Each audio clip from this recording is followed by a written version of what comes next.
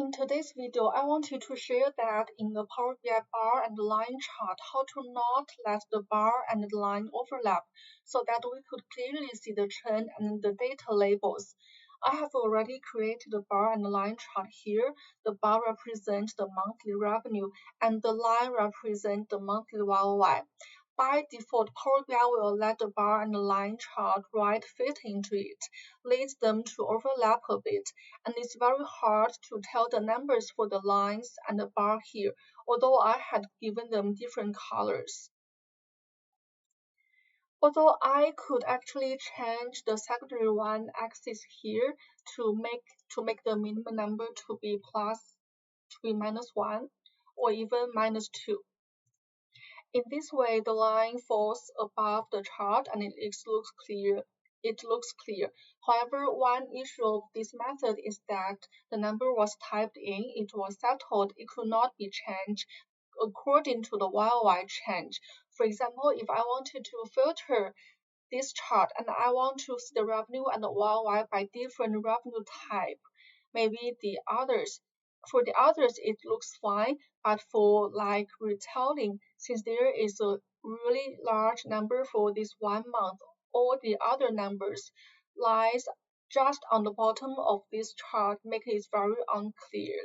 And to make this chart clear, you have to adjust this secondary one axis minimum number to be maybe -10 or even -20.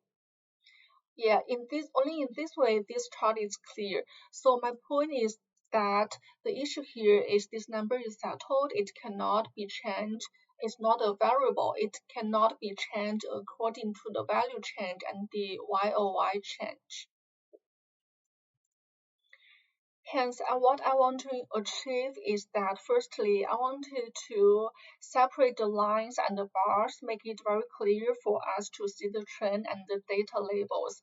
And secondly, I wanted the axis to be changed according to our value here, so that we could always put the bar chart in the lower portion of this chart and the line in the upper portion of this chart. My idea is to extend this y-axis range by leveraging this maximum number for y-axis here. I plan to find the biggest number by month, which in our case is this bar, and set this maximum range to be like 2 or 3 times of this biggest number. To realize in Power BI, we should to create a measure that is 2 times of whatever the biggest value is and put it in here. So let's get to do it. All the revenue number is in this table, so I'm going to create a measure in this table. I'll give it a name. And there are basically 2 steps. One step is to list the revenue by month, and the second step is to return the biggest number, return the biggest value. To achieve the first step, we will need to create a variable.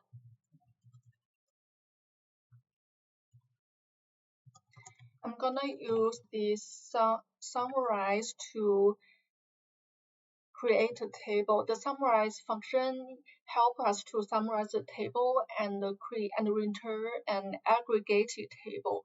First of all, we need to click a table here, which is revenue. As it gives us the hint, the second will be grouped by column name, which is the month here, transaction month. And we can skip this because we want to summarize the revenue by month. So we're gonna jump to this hint, which is the name, aggregated revenue. And follows the expression in this case is sum revenue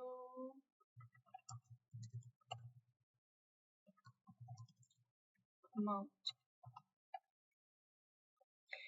Since this is only a variable table in this function, we cannot see how it looks like. But basically, it will look like this with month on the left and the aggregated revenue on the left. And for the second step, we are going to return the biggest value from this table. First of all, let's key in return and use this maxx function.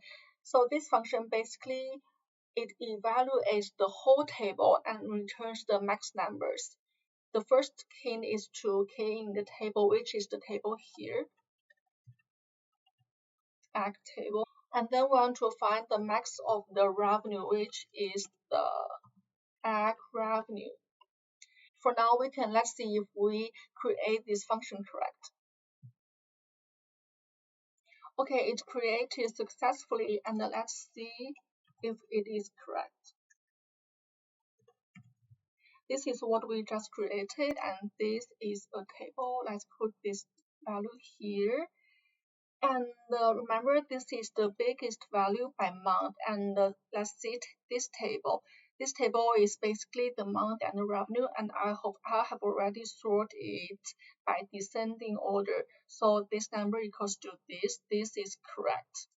And if we put this number to be the max number of y-axis here,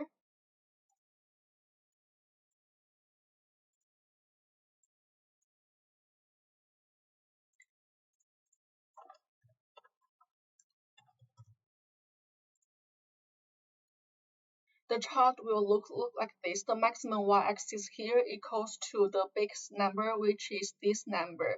So what we want to achieve is that to make the maximum of y-axis to be like 2 times of the biggest number. So I will just multiply 2 in this parameter here and click OK.